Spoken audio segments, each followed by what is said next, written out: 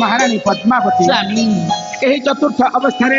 मु राजकुमार प्रदीप को यही राज्य सिंहासन दे टिके आश्वस्त अनुभव करती बोली भावुची सतर स्वामी हेले राजकुमार प्रदीप मोर गला कुआड़े ए पर्यंत राजभवन को फेरिनी महारानी स्वामी महारानी से कथा भावे मन मध्य विचलित होची स्वामी चिंता म पुआ परा कानन भ्रमण जाइछे जमा भी चिंता करना स्वामी देखिबा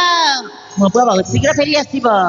फेरी आसीबो कोन मा हे तो फेरी आसीले कोठी कोठी म पुआ हे देखो अधुरनु देखा गलनी हां त एई त म पुआ हां स्वामी एई देख म पुआ फेरी आछे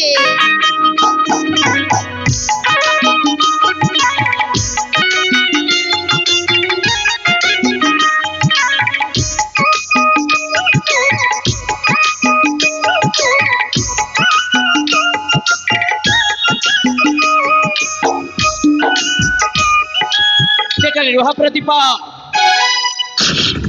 आग को आसना कह दौ तो सांग से झील किए माँ बुझती आम राज्य बहुमती एकमात्र ज्योति मंदिर में बह कर कौन कहलु बापा माँ को जनाई निष्पत्ति नहीं गलु एया कौन तो उच्च शिक्षित हेबार फल मो जानी तू जने कुलांगर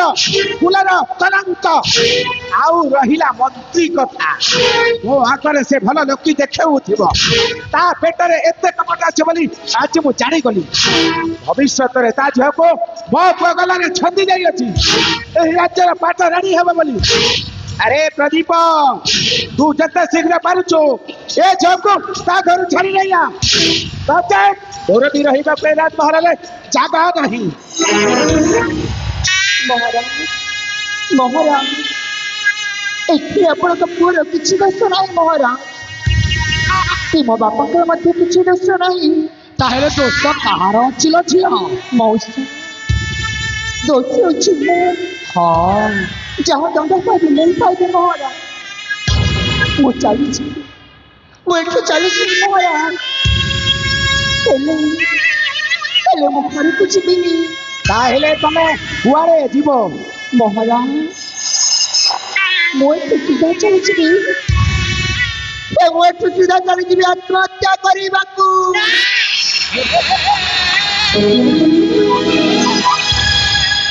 नाम है हो वो तते गला धक्का दई ए राज्य रो बाहर कर देबी तू जते शीघ्र पारुछो मो रातार बारो चली जा तोरे ही कलंकित महकुम देखिबा को चाहे ना जा जा तो स्वामी रे जा तो मो बहु उतर जा पई तुम का देश देला के मो बहु माने हां स्वामी जोते होती हम बहु से होती राजवंशर कुलवधु से राजवंशर कुलवधु अरे केमितिका कुलवधु से कुलवधु जेहेतु मो प्रदीप आज विवाह करके नहीं आसी से होती राजवंशर कुलवधु हां स्वामी से होती राजवंशर कुलवधु मारे ए मां महारानी मुझे परीक्षा करूथि मां किंतु ते ठीक समय उत्तीर्ण ହେଇଛୁ डरी मन दुख करना रे मां स्वामी महारानी अब पुआ को देख से केते सरल केते निरीह मंत्री जी विवाह होई नहीं आसिला सिना किंतु बापा मां को पदुटिए भी कहबा को साहस महारानी मो पुआ पर के हब कहिला स्वामी तमे भी ना मो पुआ को दर्जा ପାଇଁ चेष्टा करूथिला देख स्वामी देख मो पुआ को जोड़ी केते सुंदरिया देखा जाउची ना हाँ तो